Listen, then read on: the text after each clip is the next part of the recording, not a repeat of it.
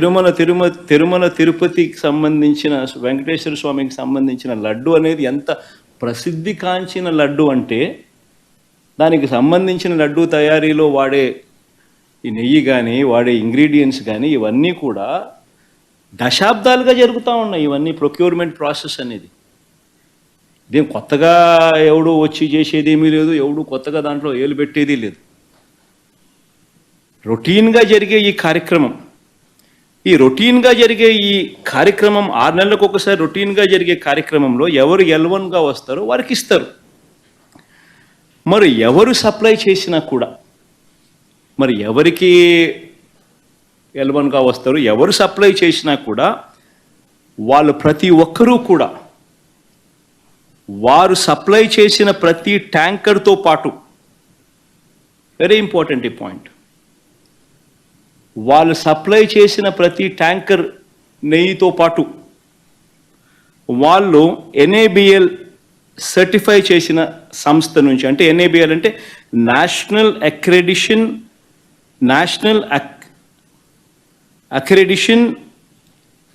NABL national accreditation board for labs, national accreditation board for labs certify చేసిన సంస్థ నుంచి product quality certificate తీసుకొని రావాలి.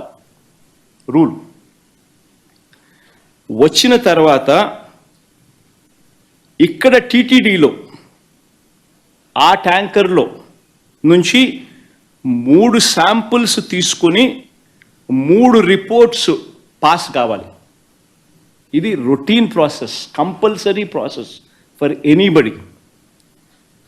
ఈ 3 టెస్టులు పాస్ అయిపోయిన తర్వాతనే ఆ నెయ్యి కానీ ఆ ఇంగ్రీడియంట్స్ కానీ ఏదైనా కూడా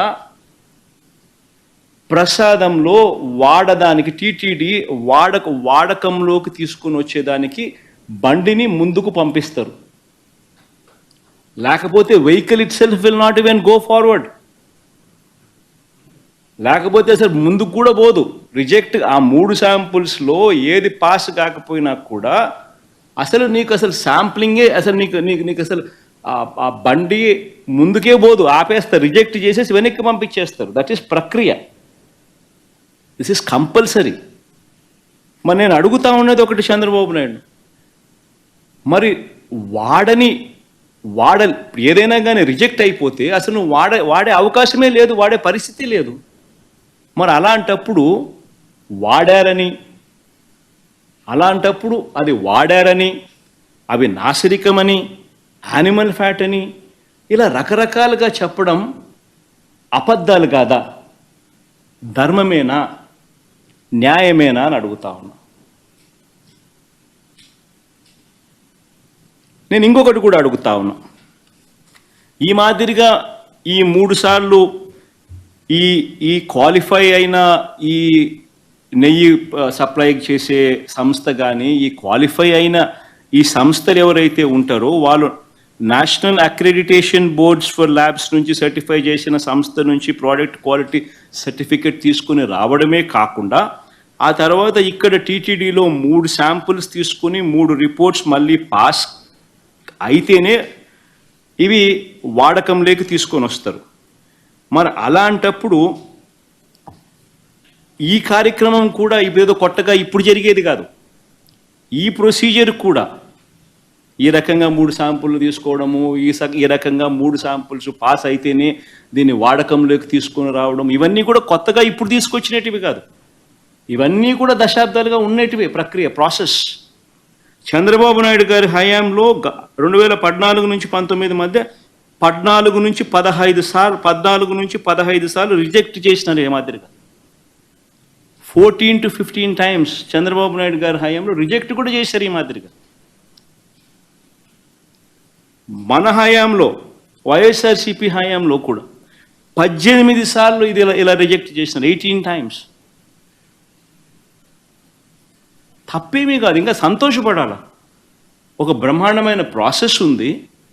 ఆ ప్రాసెస్ ఎంత గట్టిగా పనిచేస్తూ ఉంది అని అంటే ప్రతి ట్యాంకరు వచ్చిన తర్వాత 3 సార్లు ఆ శాంపుల్స్ టెస్ట్ చేసి దాంట్లో ఉన్న పదార్థాలను 3 సార్లు 3 శాంపుల్స్ దాన్ని టెస్ట్ చేసి 3 టెస్టులు పాస్ అవుతేనే దానికి యాక్సెప్ట్ చేస్తూ లోపలికి పంపించే కార్యక్రమం చేస్తారు అన్న ఒక మంచి రోబస్ట్ ప్రాక్టీస్ అనేది ఏదైతే ఉందో ఆ రోబస్ట్ ప్రాక్టీస్ను దాన్ని నువ్వు బ్రహ్మాండమైన ప్రాక్టీస్ ఉంది అని చెప్పి సంతోషపడాల్సింది పోయి గొప్పగా ప్రాక్టీస్ ఉందని చెప్పి ప్రపంచానికి చెప్పాల్సింది పోయి మనం చేస్తూ ఉన్న పని ఏమిటి?